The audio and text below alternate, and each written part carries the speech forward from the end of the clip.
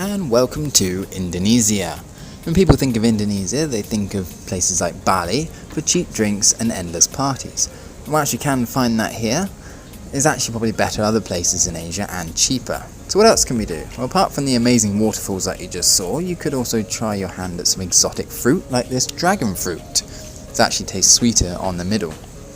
Or you can head down to the coast and some high cliffs at Uluwatu, and you can check out some breathtaking views down there.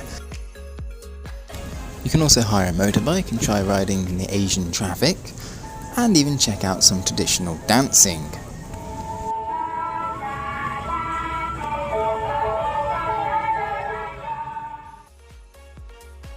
No matter where you go in South Bali, you'll always notice the massive statue dominating the land. This is known as the GWK temple, which you can visit for about 150,000 rupiah. Once you're in there, you can go to the temple and watch some more traditional dancing.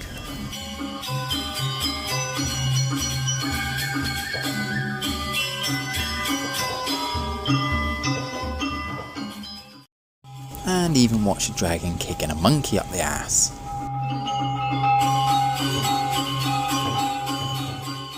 Now with about 18,000 rupiah to the British pound, you very quickly become a millionaire.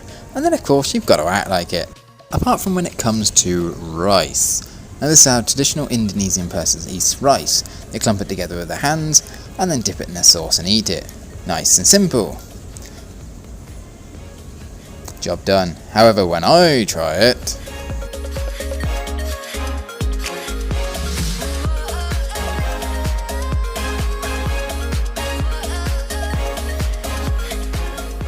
Clearly I wasn't getting anywhere with that, so I decided to get 2 straws and use them as chopsticks. Adapt and improvise. Boom.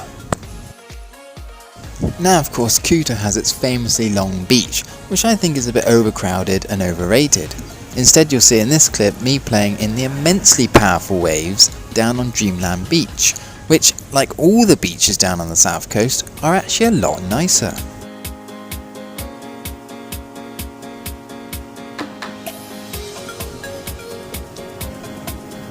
Or of course you could head on down to Sulaban Beach, which has caves, a shipwreck, good surf, and even a cafe on a rock. I mean, what more could you want?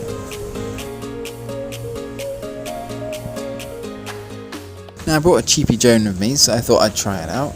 Turns out I couldn't even get it off the damn rock. However, one day I did manage to succeed, and I managed to get this footage of South Kuta Beach.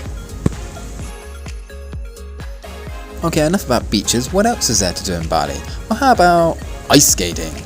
Yes, they even have their own indoor ice rink, and watching Indonesian people trying to ice skate is quite funny. Of course, I'm a pro, so I just did it backwards. No, we didn't record the times I fell over, because obviously I never did.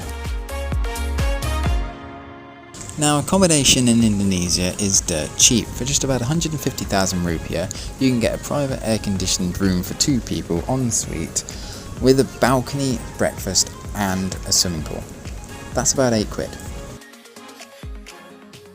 The Dream Museum is pretty cool. It's all about 3D art. The staff take free pictures for you and they look awesome. And of course if you book on Traveloka, you get it for half price. Even though Denpasar and Kuta are sprawling cities with no peace and quiet, there is actually a small park which is nice to visit.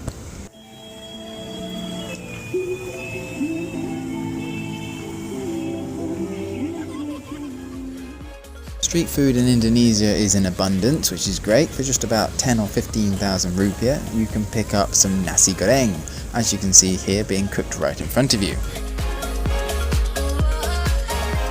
And then why not head on up to Seminyak Beach, where you can get some expensive beer, but at least you get to lounge on the beanies. Of course you still have to watch for the incoming tide, or your beanies might just make a run for it.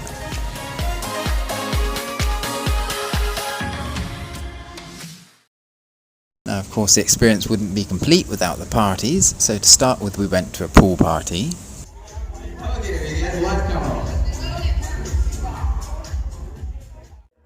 And then this is called the Engine Room, which is a 5-storey nightclub.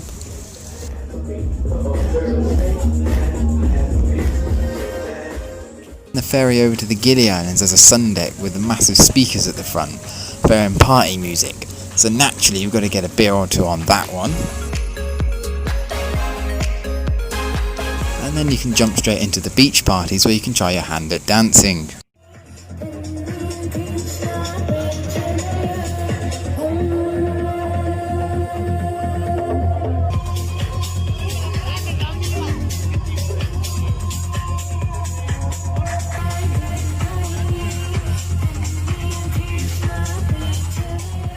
Of course, it's not all about the parties. You could always try horse riding on the beach at sunset. This is on Gilier, which is surrounded by beach. And speaking of horses, there's no motorbikes on Gilier. It's all horse and carriage, which gives it a really nice atmosphere.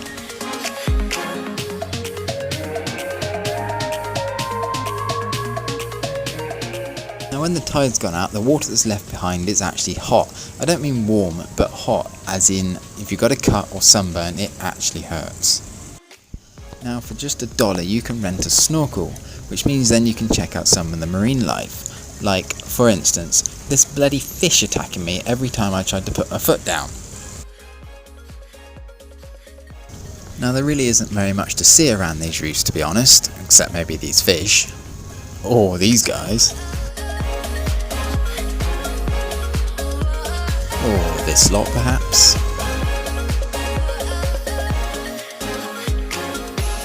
Or these guys.